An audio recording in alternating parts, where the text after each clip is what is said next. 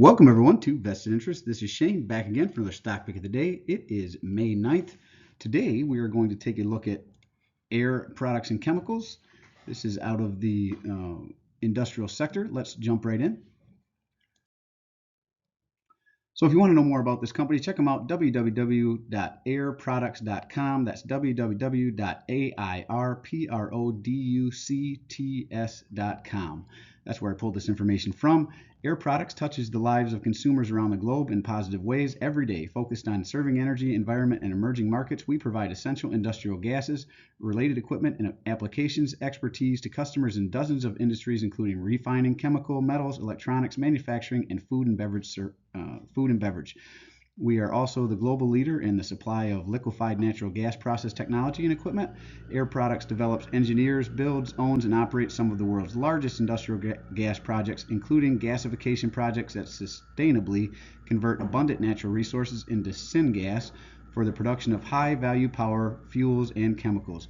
Founded in 1940. So they've been around a while.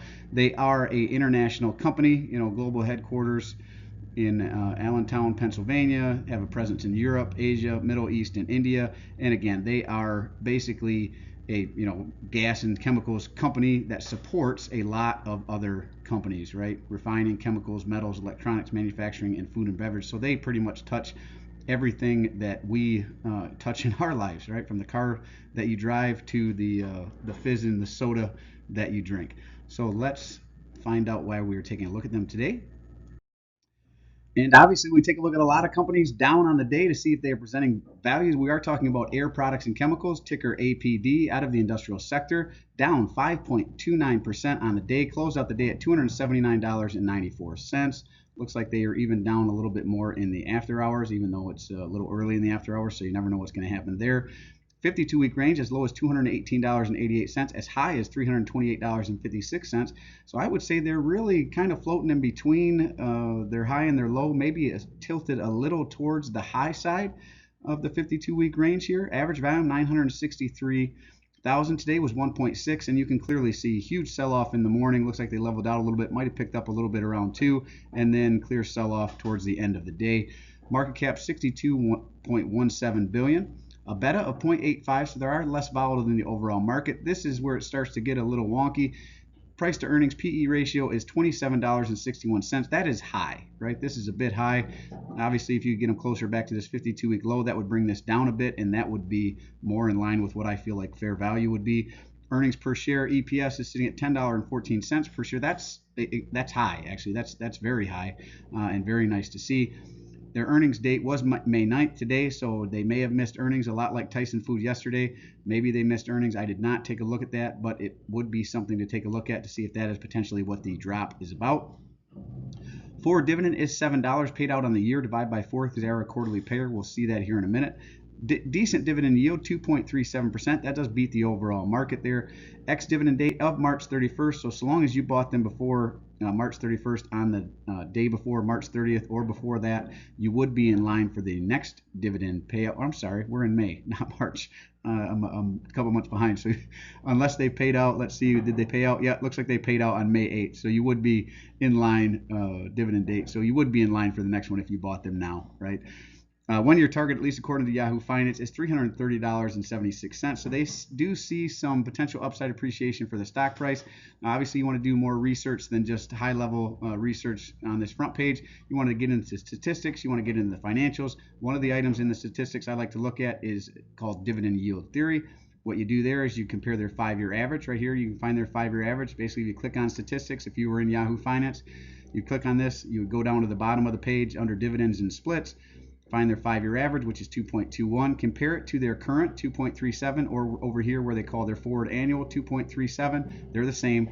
And if this number is higher than the 5-year average, which it is slightly higher, that would speak to some potential undervaluation on this one. Now, this one, I will say I don't necessarily agree with this. I would definitely like to see this pull back more and present more value, but maybe we call it close to fair value on this one.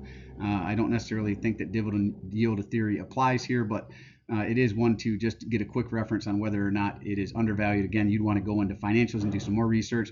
Make sure you're looking at their revenue. You want growing revenue over time. You want them to be paying down their debt. You want to look at, so under financials, you'll find their balance sheet, you'll find their income statement, and then you'll find free cash flow.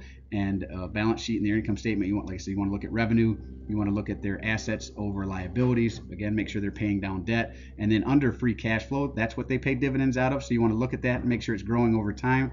And this is another one that gives me a little bit of concern. If you see down here 2019 free cash flow here, 980,200 in 2019, 2020 down to 755, back up from 2020 to 21 at 877, but then down again 2022 to 303,700, and then to date 67,400. So overall, from 2019 to 2022 at least, they have decreasing free cash flow, and that is a little bit concerning, though it does look like they might be up some years, down the others. Maybe it's a bit cyclical in nature, so that's something to look at. Maybe you want to go look at a longer timeline than just these 4 years and the current year that we're in.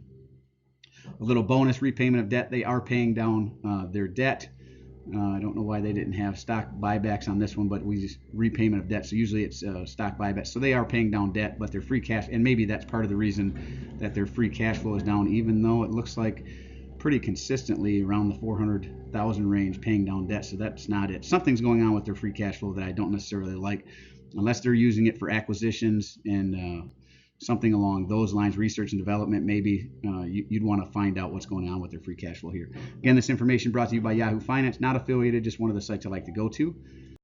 And I always recommend at least 2 sites. Another one that I like is stockanalysis.com. Not affiliated with them either, but they do have 20 stock analysts that have taken a look at it. They call it a consensus buy. I'll be honest, this is not one I think is in buy territory. I would definitely like a pullback significantly more, closer to that 52-week low. They do have a low estimate of $257. That would be a 8.19% decrease in the stock price from where it currently sits, and I would even like it a little lower than that. But if it happened to go that low, maybe it starts to become more attractive there. They have an average estimate of $307.10. That would be a 9.7% increase in the stock price from where it currently sits. And if it happened to hit their high of $360, that would be a 28.6% increase in stock price. All the while, you could collect that 2+% dividend yield. Now, stockanalysis.com gives you a lot of the same information that we saw on Yahoo Finance, the dividends, the forecast, which is what we're looking at here, statistics, financials.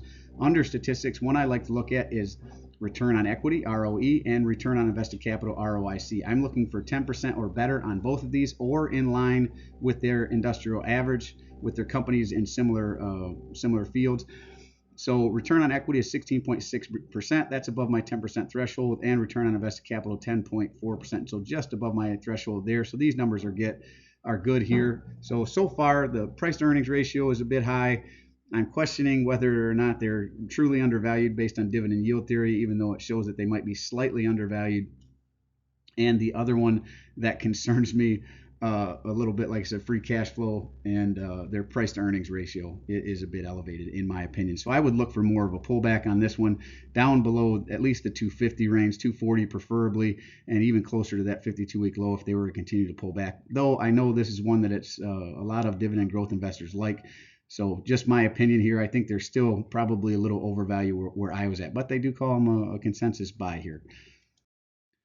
This is where we look at the dividends, and if I had a position, I would show you. I do not have a position in Air Products and Chemicals. It is one that's on my watch list at the right price, but again, have to pull back significantly from where it's at for me to be interested. Under at least a 18 PE or 20 PE at the highest.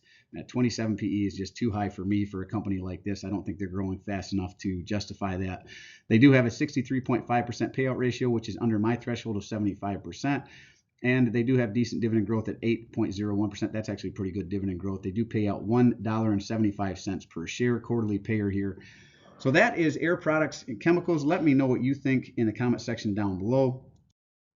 This is my investing criteria. If you want to pause this and read through it, I like 4 of 7 of the top 7. If it's not a financial company, if it's a financial company, I throw in price to book, and I want 5 of 8 of the criteria to even consider to add it to my portfolio or to keep it in my portfolio. I still back check these from time to time and make sure it's still meeting these criteria. And then if it's not, a lot of times I pull them out or give them a couple quarters to get in line. And if not, I pull them out of the portfolio and move on to something that is meeting this criteria.